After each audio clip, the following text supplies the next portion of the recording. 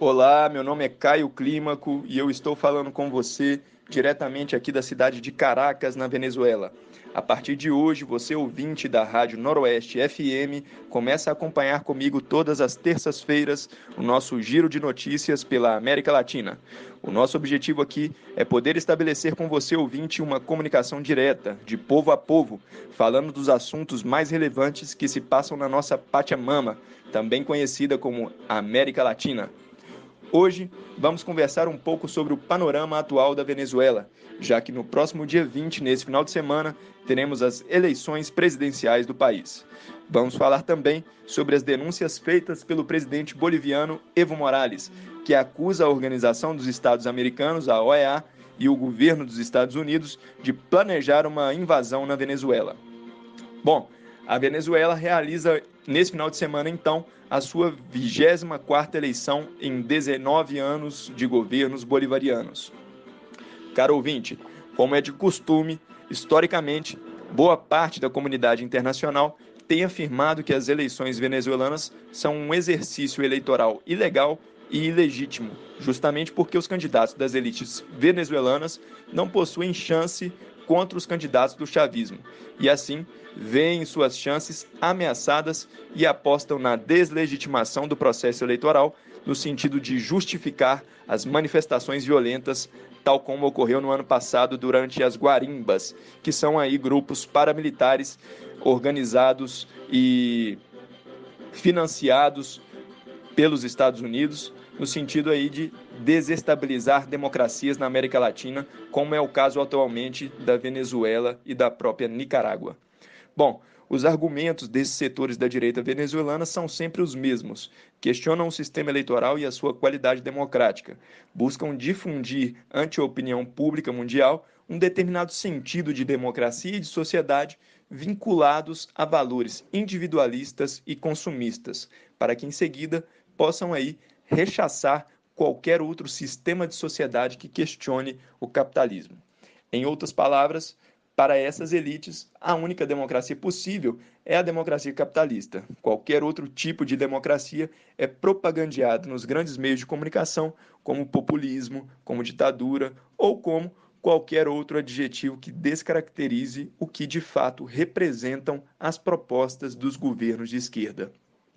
No caso concreto da Venezuela, desde o início da Revolução Bolivariana e especialmente depois da morte de Hugo Chávez, se vem construindo e sedimentando a noção de que a Venezuela é um Estado falido ou uma ditadura que deixa vulnerável os direitos humanos e a própria democracia. Nos últimos tempos tem se fortalecido também a ideia de que a Venezuela padece de uma crise humanitária e que se faz urgente uma intervenção externa.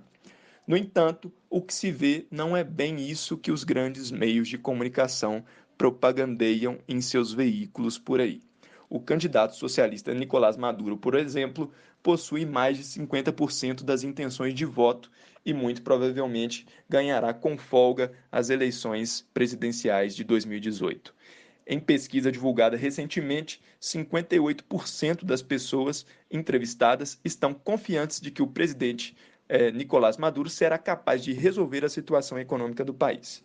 E, em outra pesquisa também divulgada recentemente, foi constatado que 50,5% da população possuem acordo com a construção de uma sociedade socialista no país. Por isso, caro ouvinte, é necessário estar atento aí com relação às informações que consumimos.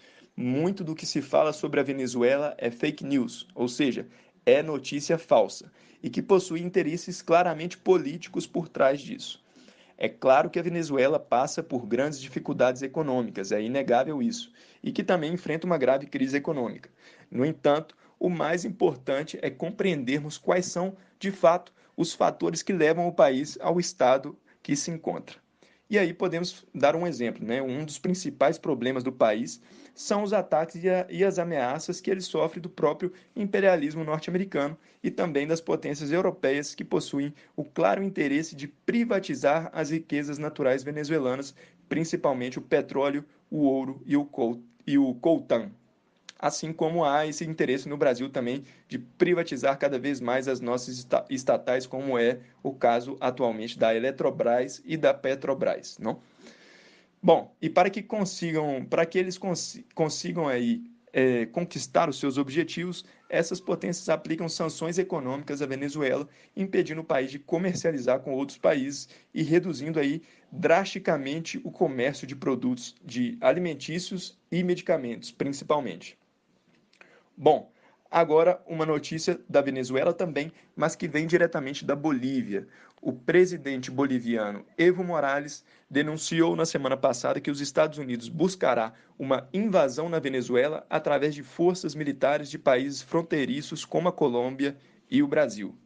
Diante de uma declaração do vice-presidente norte-americano Mike Pence, que pediu a suspensão da Venezuela do Conselho Permanente da OEA, o presidente boliviano Evo Morales afirmou que o império atua com medo do voto soberano e o império sabe que nunca mais submeterá aos povos livres e que por isso tem um plano de ação contra a Venezuela. A declaração de Evo Morales é uma resposta clara a Mike Pence, que também afirmou que existe uma nuvem obscura de tirania passando pela América Latina, principalmente pelos países Cuba, Venezuela e Nicarágua, que, curiosamente, são justamente os países governados pela esquerda aqui no nosso continente. Bom, por sua vez, o governo venezuelano considerou que a declaração do vice-presidente norte-americano é uma agressão para perturbar a paz do país. Na quinta-feira, através do Twitter, Evo Morales denunciou também que por detrás dos recentes protestos opositores na Nicarágua, onde se registraram fatos violentos e pelo menos uma dezena de mortos, estão os mesmos interesses estrangeiros que existem contra a Venezuela. Segundo Evo Morales, ambos os países são vítimas de uma arremetida do Império norte-americano que patrocina e gestiona uma guerra de quarta geração em cumplicidade com as oligarquias locais.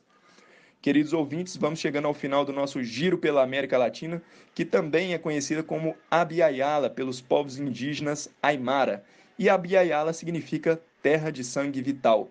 Bom, espero vocês na próxima terça, um forte abraço e seguimos em luta!